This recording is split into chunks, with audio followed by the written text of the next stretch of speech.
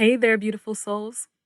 Welcome to InnerViews, the podcast where we dive deep into the realms of therapy, healing, and intentional living. I'm your guide on this adventure, Ivory. Are you ready to embark on a transformative journey with me? Whether you're navigating the complexities of trauma, embracing intentional parenting, or seeking self-help strategies, this podcast is your sanctuary.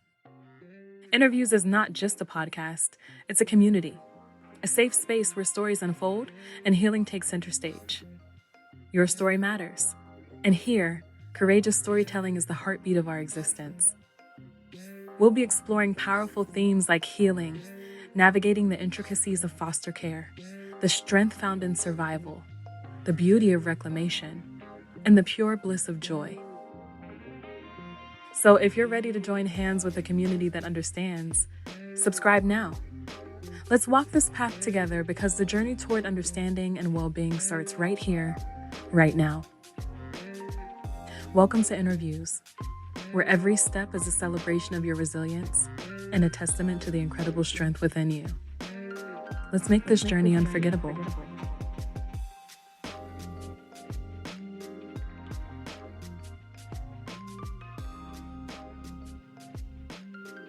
Good morning, good afternoon, and good evening, everyone. And thank you so much, Jas, for being here. How are you today? I am alive and well and feeling quite blessed. It's a beautiful morning. How are you? Yes, I am alive as well, and the sun is somewhere. It's not shining, but it's somewhere. So that's enough for me. Let's go ahead and get started with today. So, can you tell the audience who you are, please? Well, by name, my name is Jas Snell. I am a young, vibrant entrepreneur and consultant. I'm also a daughter and a sister and an aunt, about to be an aunt again next week, and I can't wait. Congratulations again. Thank you. Thank you.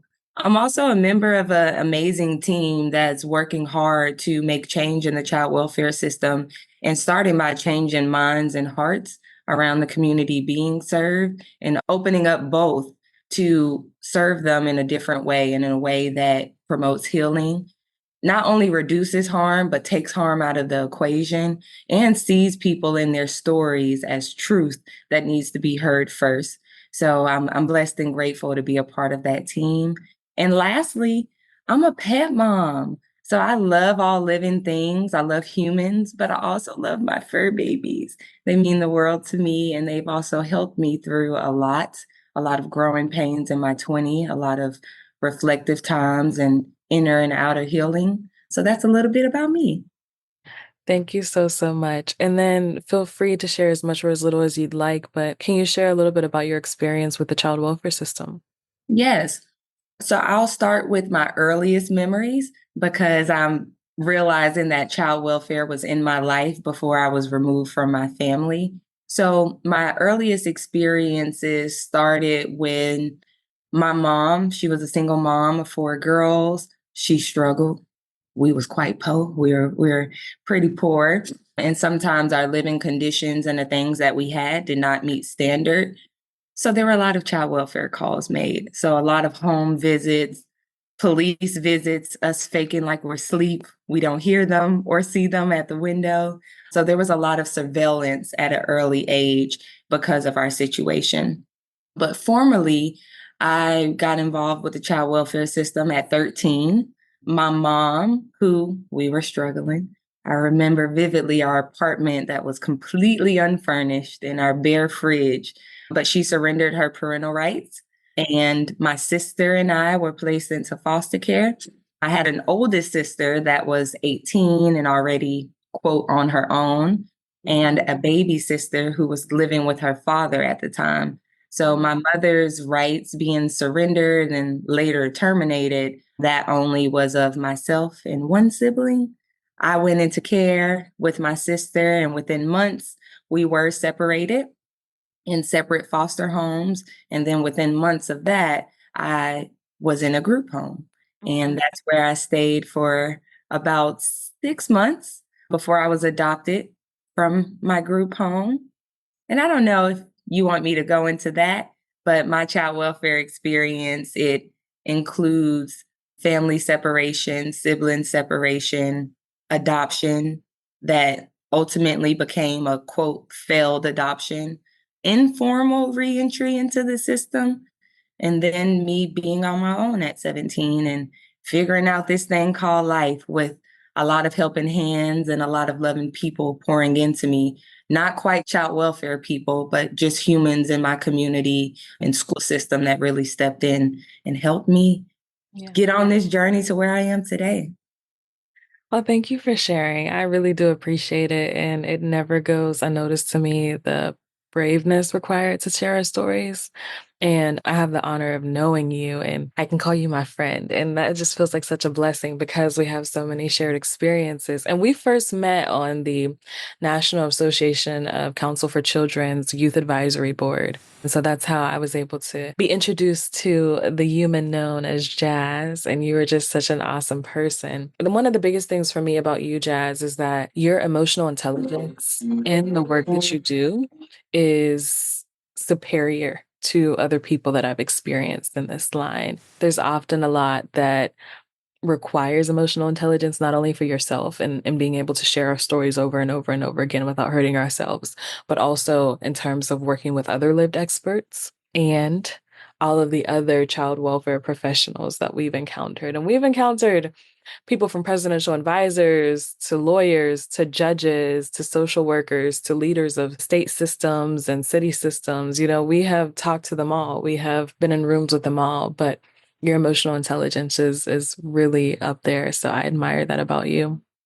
And it's also very clear to me, and I think anyone who listens to you speak and advocate, that you really believe in restorative justice. So, can you elaborate on how restorative justice principles can be effectively applied to supporting individuals who have experienced the child welfare systems like ourselves, particularly in terms of healing from past traumas and rebuilding trust within communities? Because you shared a little bit about how the systems involved in your early childhood weren't necessarily fruitful or productive in terms of supporting you and your family with what you needed before removal happened.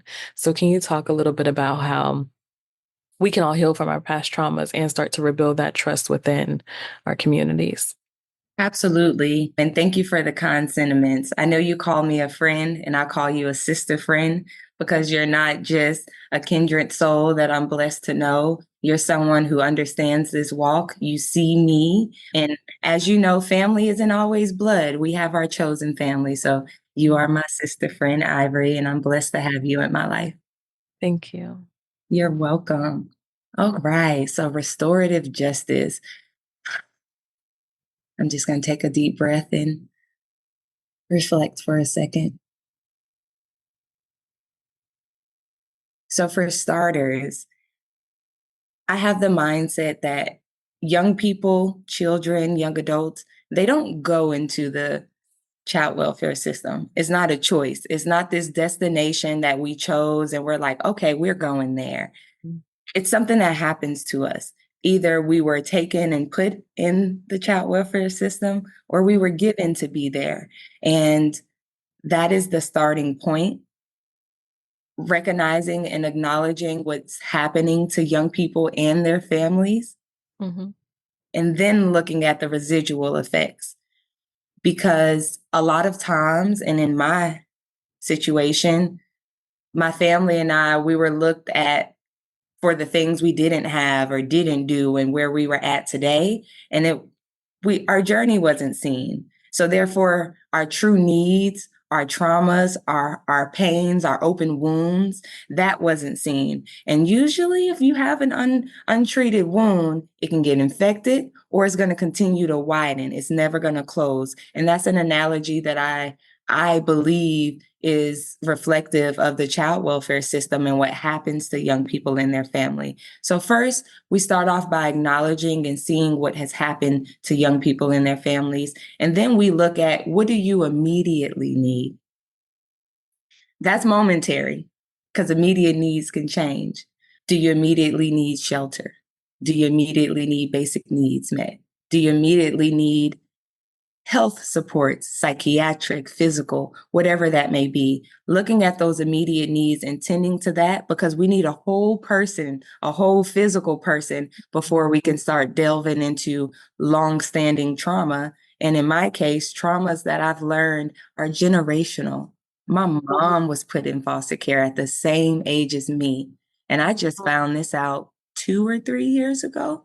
So for me, even some of the pain judgments that I've held towards my parents, I've had to take a step back and not look at what I feel they've done to me, where they are or aren't, but look at what they've been through.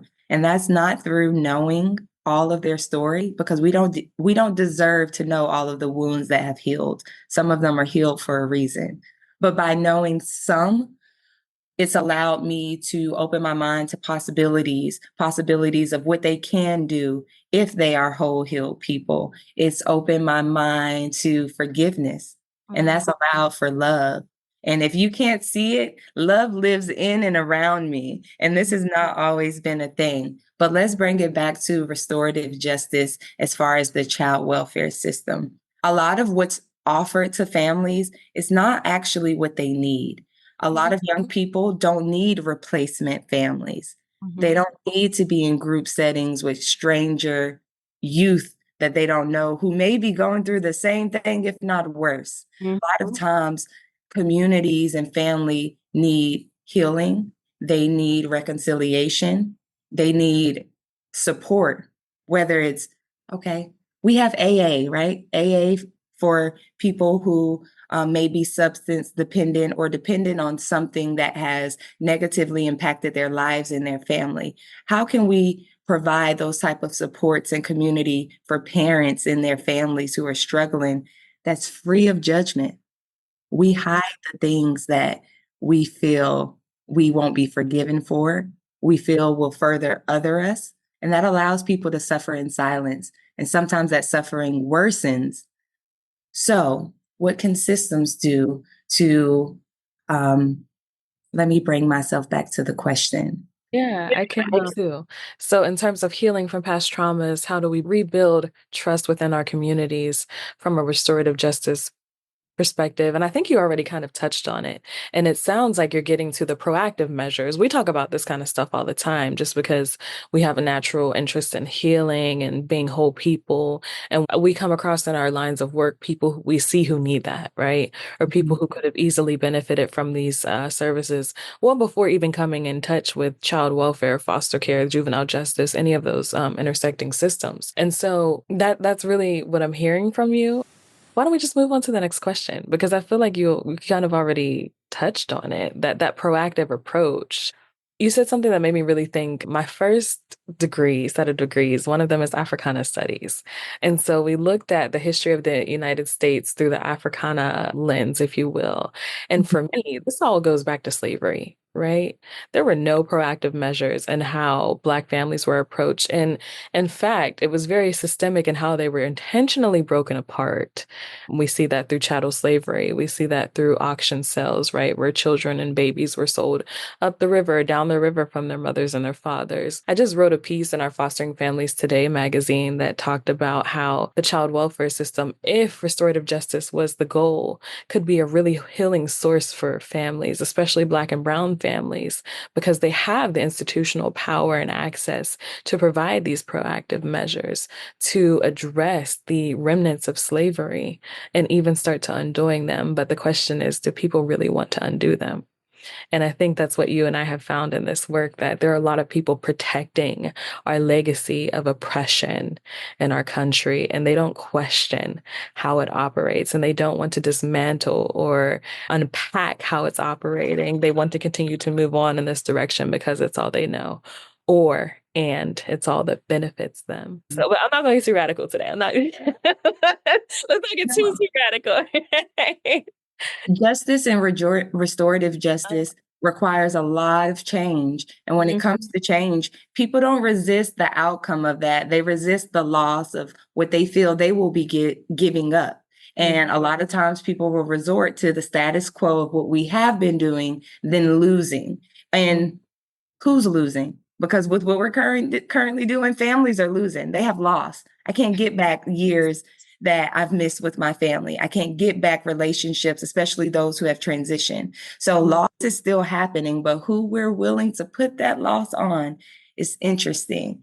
So, Ivory, some things that can be done to restore trust in communities and justice is first transitioning models and service models.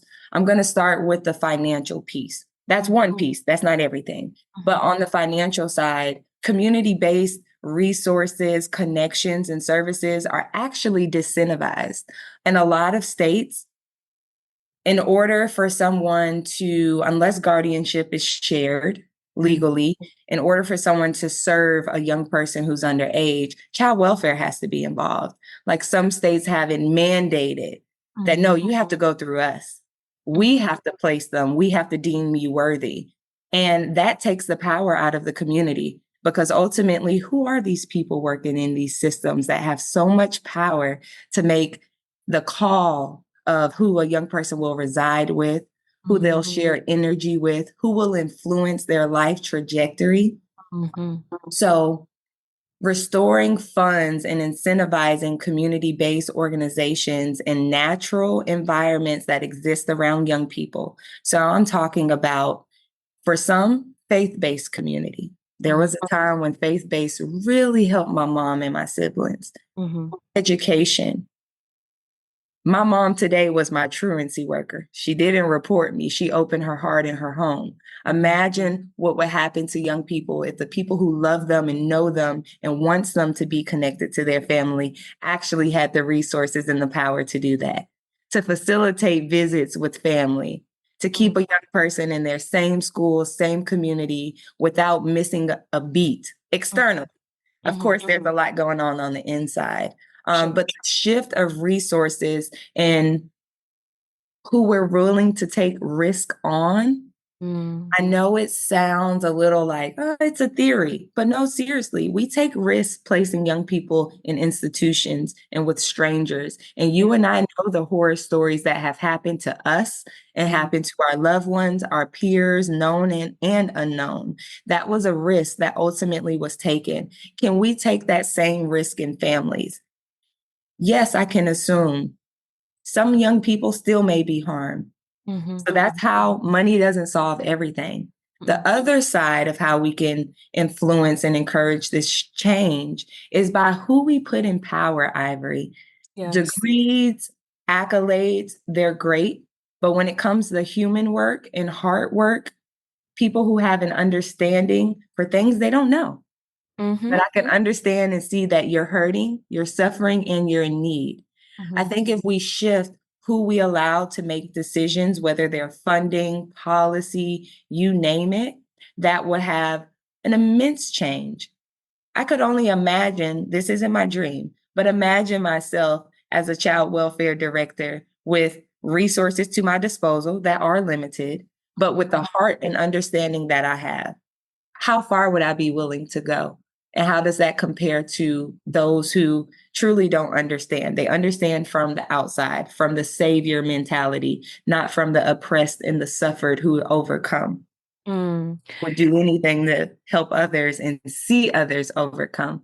I think those are two things: shifting the mind and the heart and how we make decisions, and also transitioning funding back into the communities because the money gonna get spent regardless. Listen, and that is why I think that and we started to kind of come to a consensus on this a while ago. Youth out there who are doing this speaking and who are sitting on boards and who are doing free labor, basically, don't ever feel badly about getting paid for sharing your lived experience and sharing your lived expertise because the money is there. Okay. And it's going to be spent. Now, what it is spent on, that is, that varies. That varies from person, place, and thing, but the money is there.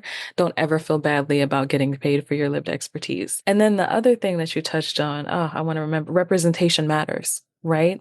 And so what you're kind of alluding to is like that cultural competency about how we have a disproportionate representation of Black and Brown youth in foster care and an overwhelmingly white set of people who are leading the child welfare system. That needs to change. It needs to change because, again, representation matters. Cultural competency really matters. And cultural competency doesn't mean that you're going to know everything about every group of people or everything about one group of people, but it means that you will have a large set of experience with that group of people. And that can definitely inform the accolades and the degrees and the certifications and the licensures that you bring to the job as well. But then the other part of that is lived experts being chosen as leaders and being paid the same thing that people with doctorate degrees or people with 10 and 20 years of experience are getting paid. Because who are you to tell me that this person who had a doctorate's degree after 4 or 5 years of study has more expertise or understanding of the foster care system? But me, someone who spent 2 decades basically in foster care, can't offer anything on that same level. That's a little egregious. It's a little crazy. And in any other context, we would never pay people what we get paid or not pay people at all and give them little gift cards. I don't know about you, Jas. I don't know when you started your advocacy work, but when I started, I was about 15, 16. And I was being dragged all across the state of Pennsylvania. And they'd be like, oh, we're going to give you this hotel room and come speak for us and come do this fundraising event. And then I'd get like a $15 Wendy's gift card after sitting in boardrooms with legislators, after sitting in boardrooms with policymakers, after sitting with the leaders of various DHS system leaders across the state of Pennsylvania. At the time, there was about 62 to 64 counties. So, the 62 to 64 leaders of the Pennsylvania child welfare system would have me come in and share my stories and ask me questions and give them information that was helpful in their work, right? And they were getting paid big bucks. And I was getting paid barely enough to get a cheeseburger. So when we talk about restorative justice, that also means paying people with lived expertise. That means giving them salaried positions that are equal to people who have 10, 15, 20, 30 years of experience. That means putting aside the money in your budgets to honor them and to bring them in as respected people who can be a part of the work. That is a really, really big thing for me. Let's unpack that a little bit because I have a lot of thoughts and experiences swirling. But let's say, imagine a world where our lived experts are hired on as staff and salary. Imagine what that does. You now free up that person's time to dedicate themselves, their heart and experiences to your work. Because when companies, agencies, organizations, government entities do not do that, what you don't realize is the bills still got to be paid. And depending on how far removed you are from your circumstances and the effects and symptoms and traumas of being in the system, you have a lot of needs. You may have a lot of debt that you may have inherited. Or if the system didn't leave you better than they found you, you're struggling and surviving. So by bringing people on as salary staff, you're actually empowering them to be a better worker. It's not all about the work. Well, let me not say that. It's not always all about the work, but when someone doesn't have that financial stress and burden, they're able to show up more consistently. They're able to be more creative and serve best in their role. So that's one thing about that part. Secondly, when we invest in those who have studied people, we're prioritizing what we feel may be best based on our intellect. When we bring on and hire people with lived experience, we're investing and prioritizing those who have lived it, who live with. And that takes courage, takes trust, it takes belief. And I know what you've gone through and I see where you're at and I trust you because you did a damn good job yourself. And when we don't do that, we're silently pushing the message that we don't believe in those who have survived it. We believe more in those who have the quote intellect. And I think that is what got us to this point is to begin with. White people need to stop studying other people. Absolutely. So many thoughts, Jas. I had this thought the other day, and it's a little bit off task, but I think it's relevant to what we're talking about right now. When you think nationally about who do people bring to the platform to speak about foster care, there are probably, I would even argue this is too big of a number, 35 to 45 people nationally that you would call on, right, to do all the child welfare speakings, to attend all the conferences, to be all the headlining speakers? And that feels like a really big number to me, but I'm trying to think not just about our generation, our age group, but I'm trying to think about people who might be older or a little bit younger. I'm trying to think about like outliers or people with multiple identity markers who could be called for other things. But when I really think about a national scale of work, you're really only pulling from a pool of 35 people, right? And so you mentioned when you give people salaried positions that have full benefits, you're giving them resources to be more present and engaged in the work. I don't think people realize when they call on someone like me or you, Jas, that we have been called on by dozens of other organizations at the same time. Okay. But we don't have the systemic or institutional support of these organizations, meaning there are no secretaries. There's no one to schedule our time for us. We're doing it all on our own. And to be frank, we all have full-time jobs outside of our advocacy work, right? And so when people call on us, they're like, oh, Ivory's great, Jas is great. They're not really taking into consideration that dozens of other organizations have also called on us, and they're asking us to do major, big things. And they're asking us to do it very specific to their audiences and their missions. And every time we show up, we have to have that specificity. We have to have that poise. We have to have that grace, right? That's why we're here. And I want to take a moment to highlight that. I hate that for us as a group and a culture, because me and you are here because we sound a certain way. We're digestible, right? We speak in a manner that can be understood by a lot of people. We smile. We're perceived as attractive and kind and nice. There are a lot of people in foster care who don't fall under those markers. There are a lot of people in foster care who are not necessarily elegant speakers, right? Meaning they don't speak English in a way that people with academia would be able to easily understand. Or perhaps they have accents, right? Or dialects. Or perhaps they have a lot of emotionality in the way that they express themselves. And it scares people, frankly, right? So we're here because we're palatable. And we've been able to be in the spaces that we are because we're palatable. It would be foolish for me to not acknowledge that, right? And I think we also need to make space for everyone. We need to make space for the people who stutter. We need to make space for the people who don't use big words or don't know the jargon of the child welfare system or the law system or any of these other systems that we've mentioned here today. But there's still so much work to be done. And this is not necessarily my dream either, Jas. I'm trying to really embrace my path and my calling. I don't know what that is yet. I'm giving myself permission to find it. But I can only imagine what kind of system leaders we would be if we were given, let's say, $150,000 salaried position and the resources to go out and do the changes that we know because of our lived experience and our professional experiences we are capable of doing, because we know things that everyday people could do in their work and their practices and the way they show up for people involved in the child welfare system, not even youth, but families and communities. We know what they could do right here, right now. We just don't have the power. And we don't have necessarily the time or the energy to sit down and channel all of the things that people call on us into one calling yet. So yeah, for those of you listening out there, right in positions that are respectable and above livable wage. I don't even want to be modest with it anymore, because you cannot put a price on the pain that we endured on behalf of the child welfare system.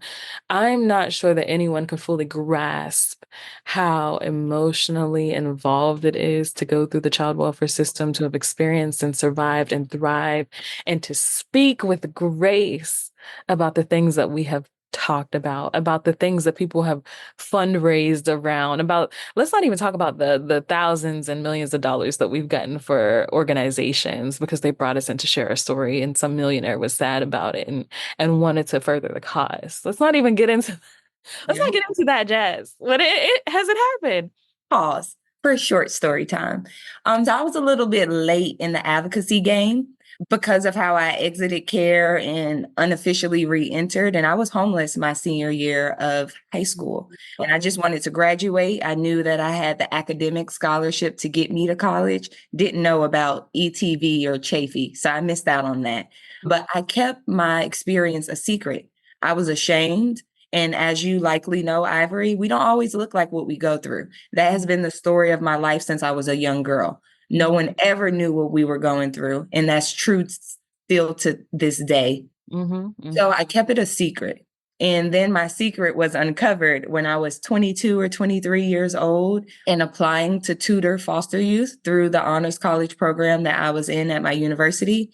Mhm. And once that truth about me was uncovered, the floodgates of like, you're so amazing and successful. You're in college, you're in athletics, you're doing this and that, and you've been through the system. Everyone needs to hear from you. These young people need you as a mentor. Come do this for free. And that's what I did because I finally got to a place that I opened up. I started to explore my story, forgive myself, forgive those who were involved in my story, and I wanted to give back. So I felt that it was an honor for me to go to these places and work with young people because that's who's getting paid, the young people. And I've also learned that that's a tactic. When people care about stuff and it's known, employers will exploit that. Yes. Same Yeah. way as a Black woman. If I care about my work and outcomes and I need to go above my job description and duty to get it done, I will do that. And then I'll be praised for it without a raise. Don't let me ask for anything or make too much noise because then the story's going to change. But this unintentional but intentional cycle of using people for what they can contribute because you know they care, but then saying we don't have the funding. I'm going to be brief, but I'll leave this organization unnamed. But if they're listening, you know exactly who you are. You are. I hosted a fundraising event for an agency. They have a lot of services, including serving young people in foster care. So I was the host along with someone else. I was promised to be paid $200. Now, mind you, $200 for 4 hours back in the day, 3 years ago, I'm like, I need money and it's a cause I care about. Yeah. People were able to donate live in real time and afterwards. But in real time, they received over $80,000 of donations. Mm. In real time, that's just with the people who were in the room, not the big people with the money who weren't able to attend, but people who were listening to my voice on that stage and in real time were watching the number go up, up, up, up. Ivory, it was months later, and I was still inquiring about my $200 that I never received. But instead, they gifted me a bike. Granted, Mm. it was a nice bike. I needed a bike, and I wasn't at a place where I would have spent $400 for a nice bike. But how disrespectful and a slap in the face. Are you going to bring in a partner organization or someone to come contract and do work for you and pay them in a bike? Mm. Listen, do we need to take this conversation in a different direction? Because listen, I'm also not going to call any names out, but the disrespect, because would you go to the hospital and have a baby and then give your doctor a bike? Do you go to the dentist and pay them in cupcakes? Do you walk down the street and ask a doctor of philosophy to work for some French fries?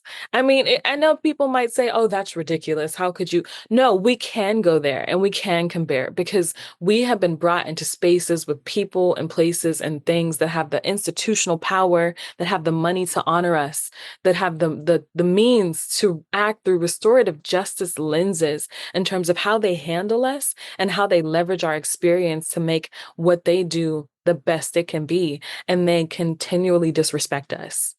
And it's actually really, it's really getting under my skin. It's discouraging to say the least, right? And I think that feel free to chime in on how you feel about this. I keep showing up for myself. I think that in a lot of ways, this is inspiring me to continue to do the healing work because my legacy of children and family will not be involved in the child welfare system.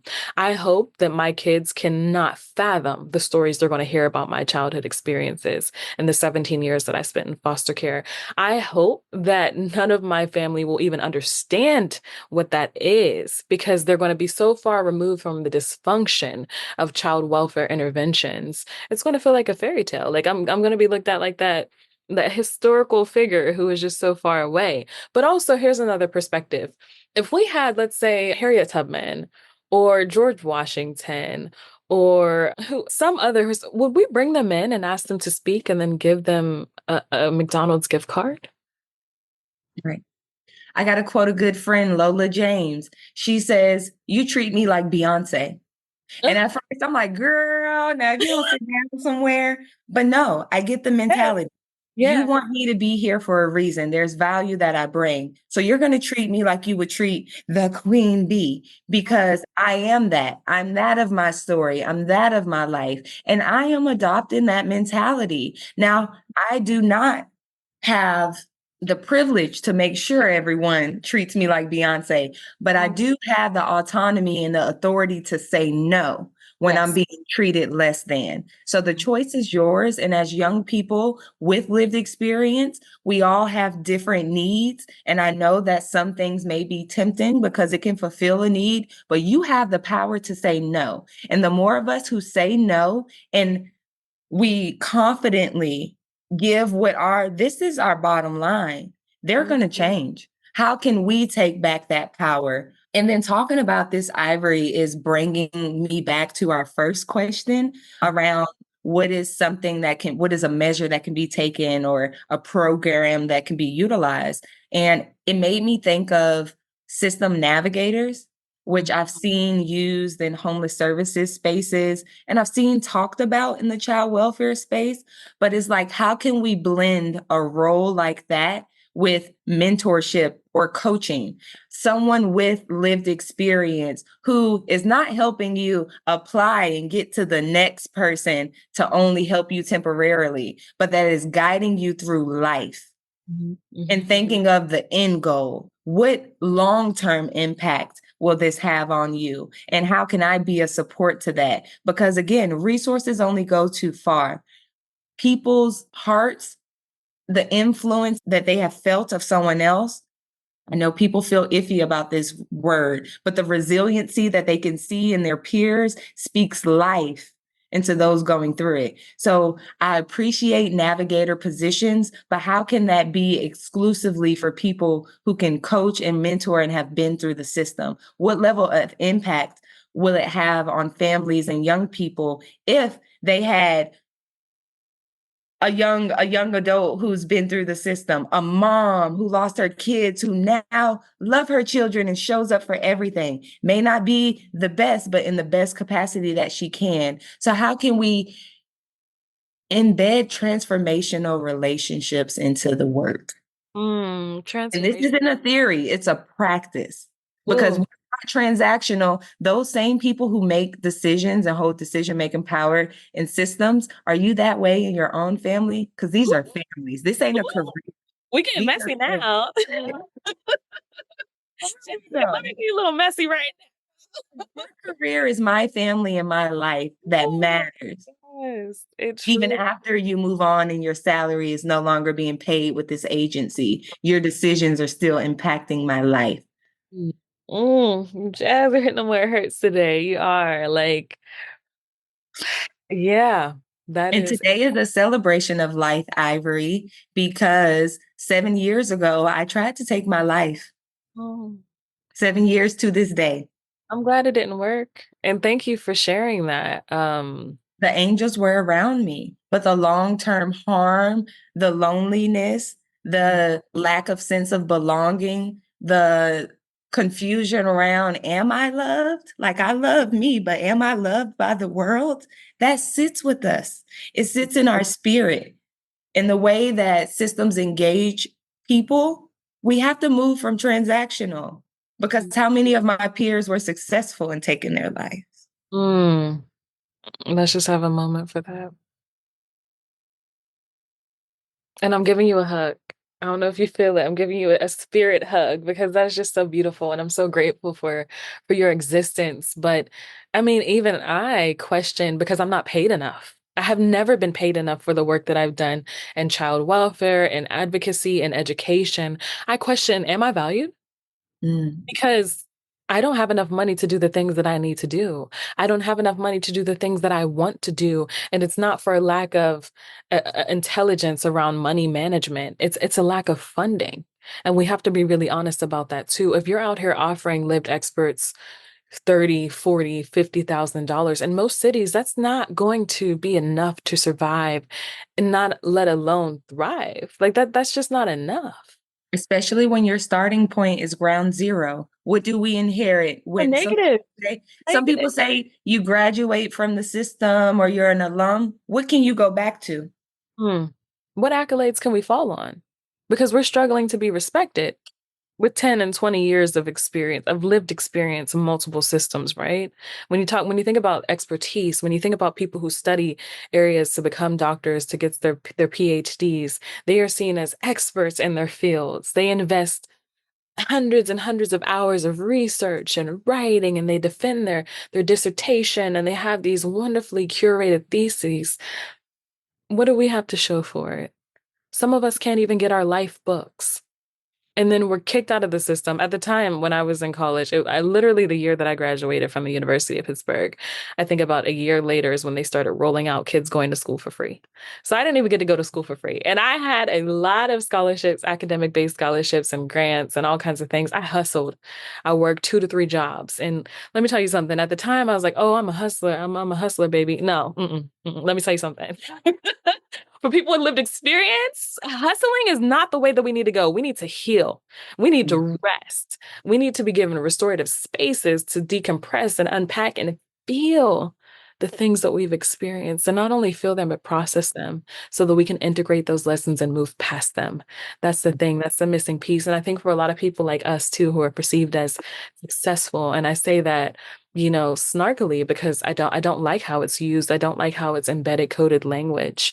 But what you're really saying is that we've been able to navigate all of these systems without your assistance, intervention, or restorative justice. And so we're going to have you here because you make us feel comfortable and good about the work we do, rather than actually addressing the literally millions of other people who weren't able to navigate these ridiculous, ridiculous adversities that could have been prevented. So let me not make the audience too uncomfortable, though, Jas. Well, uncomfortability means that either it's hitting home Mm, and oh, no, let's make them uncomfortable. okay, let's lean into it. This If we're speaking the truth of our experiences and the things we've seen and gone through and witnessed, and that makes someone else uncomfortable, that means that you believe what I'm saying. And you also know that you've done something that plays a part in that. And you're uncomfortable because you don't want to make the link. Like, yes, I believe you and I respect you, but my intention and sit in that discomfort and Mm, interrogate what it is. Is it guilt? Is it a revelation that has come up? Do you feel that you need to change? Sit in that. Let's stop keeping people comfortable, because that's why these boards have not changed. That's why ooh, the people behind the curtains with all this money, that hasn't changed. and you know what? And we were not considered. Our comfort was not considered. Our Nope. comfort was not considered when we were in care. Our comfort was not considered when we were taken from our families.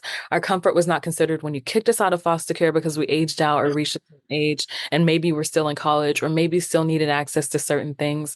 Our comfort was not considered. And so you're right. We absolutely do need to lean in and even twist a little bit that discomfort that people feel, because that also means there's a possibility for change. Right? If someone is sitting here feeling uncomfortable, getting uneasy, that means they acknowledge they've done something wrong. And there's a really simple quote: if you're not a part of the solution, you're part of the problem, right? Not to Mhm. oversimplify things. I don't think it applies to 100% of things in the world, but I think in this instance, it's absolutely right. If you're not a part of the solution, you're definitely a part of the problem. And so if you've been able to go to your office and kick your feet up and not worry about a thing and maybe send out, 7 to 12 emails a day, you're not really doing what needs to be done. And I can acknowledge the need to make money. I can acknowledge the need to take care of your own family and serve your own interests, but realize, like Jazz said, when you go home at the end of the day or when you quit this job, we still have to live with the consequences of the actions or inactions you did or didn't take. And that is real. And that causes people to do serious, severe, sometimes forever things like take their own lives because they don't feel valued and they don't feel loved. And why don't they feel valued? Why don't they feel loved? Because they're homeless, because they have trauma from child welfare itself, not even trauma, not even the reasons why they were taken from their families, their original families, right? Trauma from the child welfare system.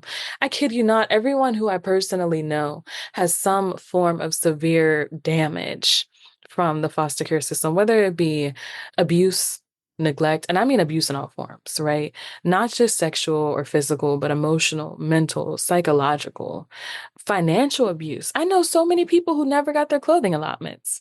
I know so many people who didn't eat properly while they were in foster care. What were the parents doing with that? We don't know. They weren't held accountable. Their comfort was considered above the youth, right? So it's a serious issue. It's a serious issue, Jazz.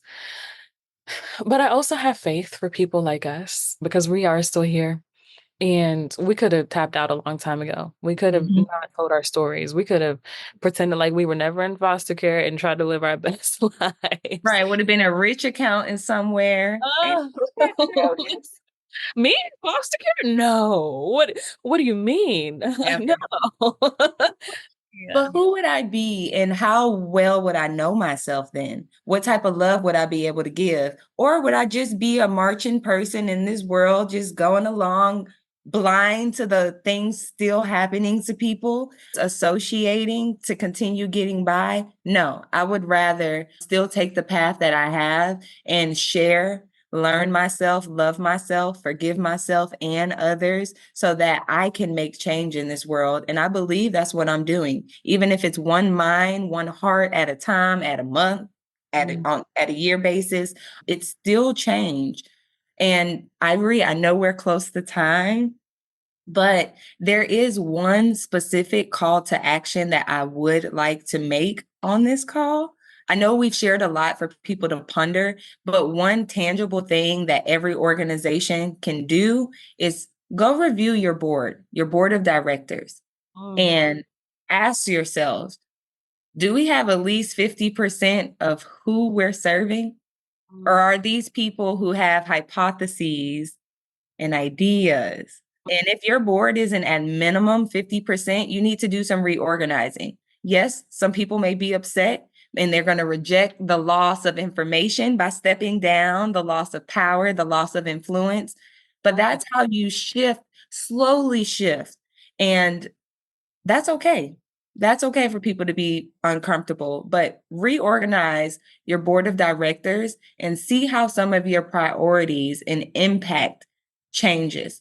Because if everything was all fun and dandy, we wouldn't need these recurrent allotments of funds, new initiatives, increasing numbers coming into care. Those are signs that it's not working.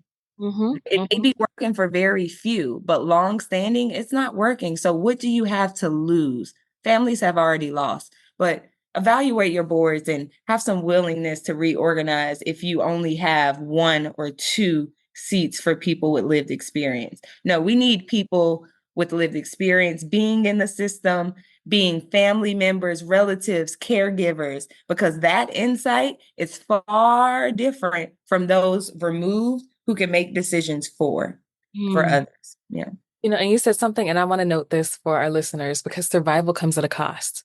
Like, me and you, we might not look like what we've been through, even, and I hate that terminology because what would that look like? You know what I'm saying? But I think that we've both experienced people saying, oh, you were in foster care. Just because we don't look like we were in foster care doesn't mean that our bodies have not kept score of us being in foster care. Doesn't mean that me and you have not been intentional about healing our minds, our bodies, and our spirits as one. And that, my dear, is expensive. Okay, I have a chronic illness that I attribute to my time in foster care that I don't think I'll ever be able to get away from. All I can do is be my healthiest, most proactive self, right? That includes addressing our trauma, which can, therapy is expensive. Therapy is expensive.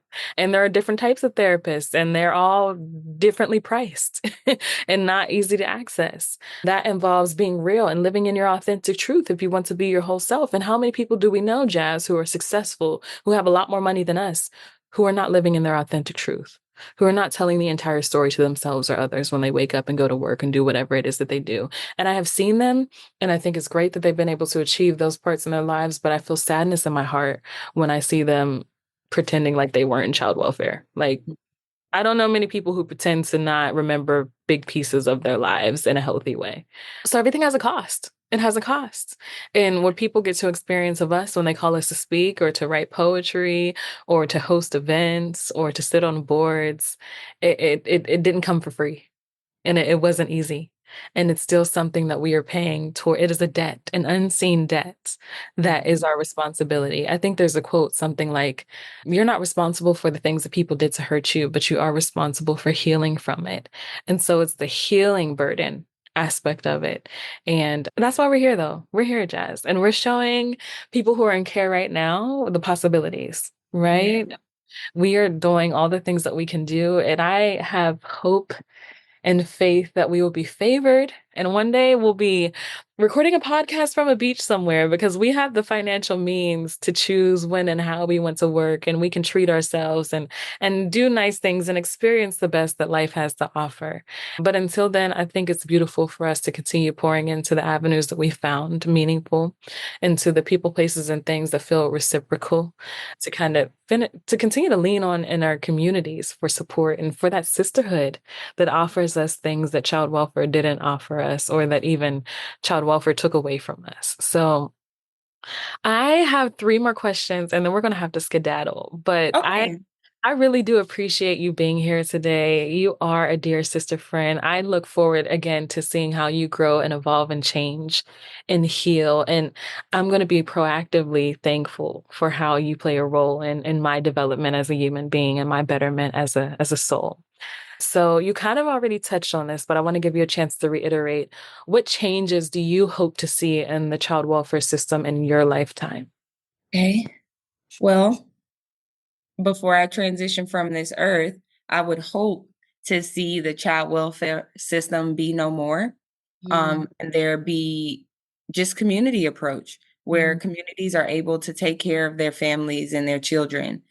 So this large structure of regulatory system, because every community is different. mm, mhm, Every community is different. So I would love to see just a community approach where services are there, access is there, love is there, belonging, acceptance, because your community don't leave you. You can leave your community, but it doesn't leave you. So I would love to see that be the long-term change before I transition. Thank you for that. Overall, let's speak to the youngins and I call all the people in foster care my cousins, right? So let's talk to our baby cousins right now. What advice do you have for people with lived experience who are in the system, who are about to age out, who just aged out? Hmm. My advice would be know that you are loved.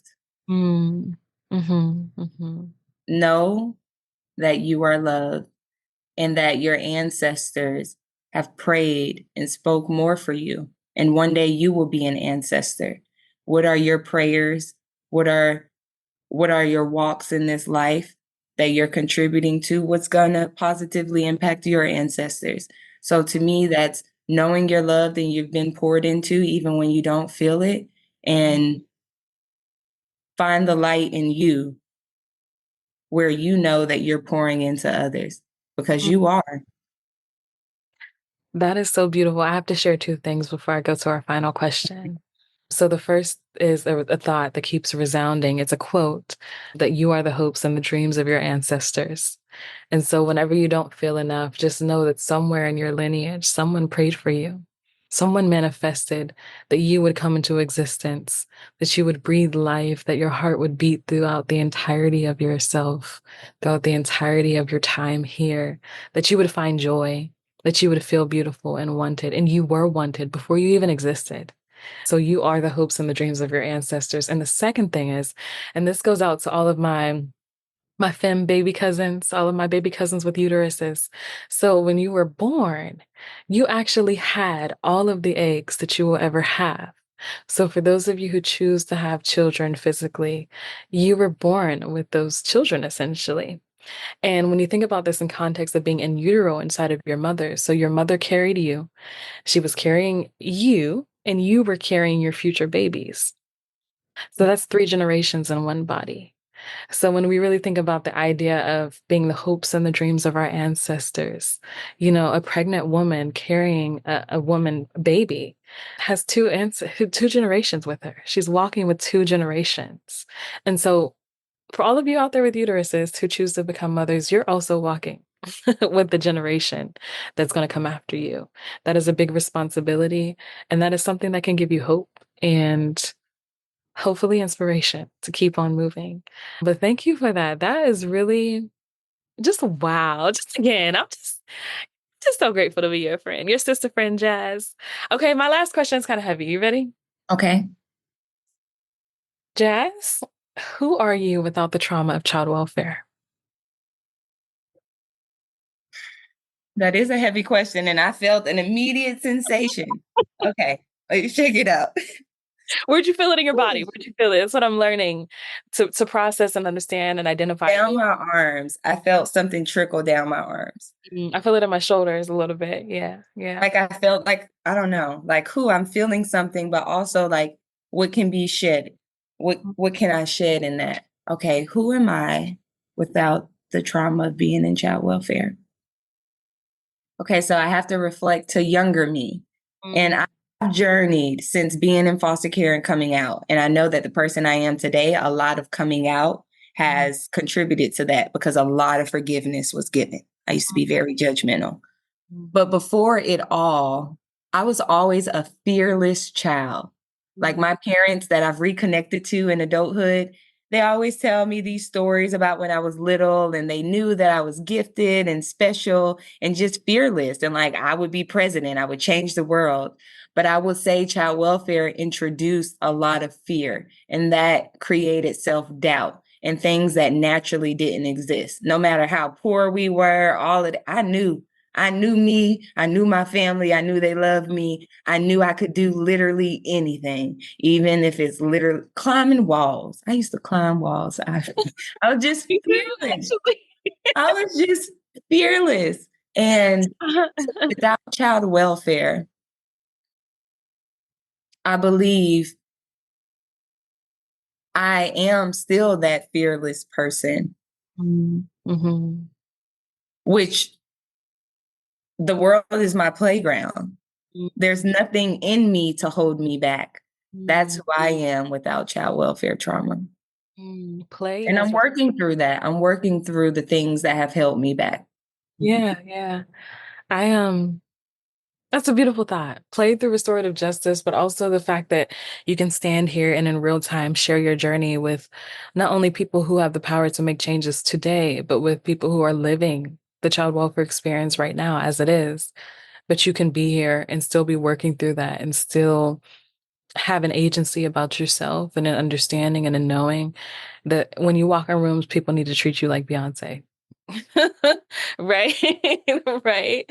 And so how beautiful. And I can really only imagine what would it have been like to know people like us when we were in care and to be Yeah. able to have conversations with people like us when we were at our deepest, darkest times. Like, wow. And knowing that it ain't easy, but it's not forever. It Mhm. doesn't feel good in the moment, but truly knowing that, that keeps your mind out of checking out, you know? Mhm. Mhm. And having hope and faith in the future. Like I said, one of the things that really does excite me personally is the thought of I get the chance to build my own healthy little family. It starts with who I choose as a partner and who I choose as a husband and a father to my future children. It starts with how I take care of my body now, so that when Mhm. I do bring life into this world, they can be born into the healthiest body, into the Yeah. healthiest circumstances. It starts with healing. So that my children can be surrounded by sister friends and aunties who are going to love on them and pour into them. And I have agency over all of those things. We have a choice in love.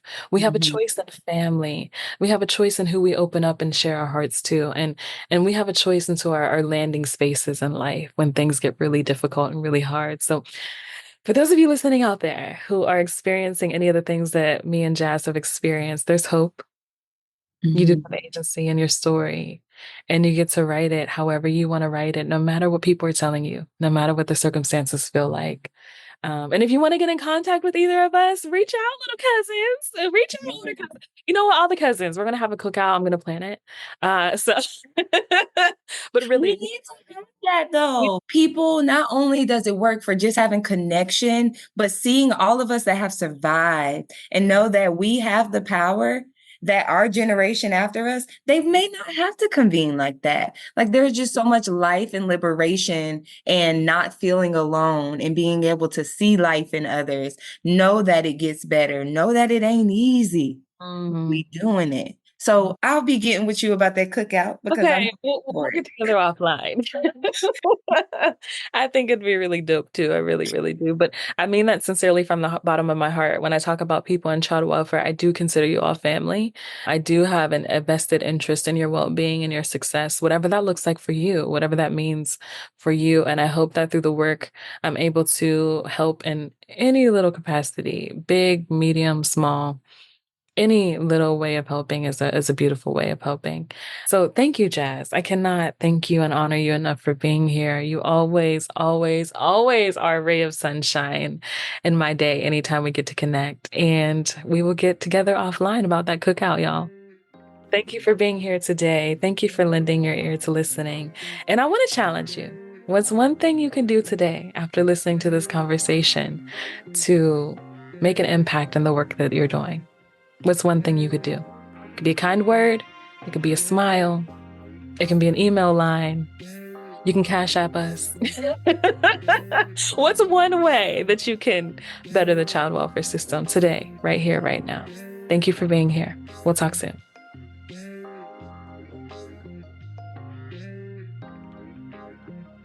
The InnerViews podcast is a production of the Safe Camp Audio Network, which is a division of Youth Voices Rising via Fostering Media Connections.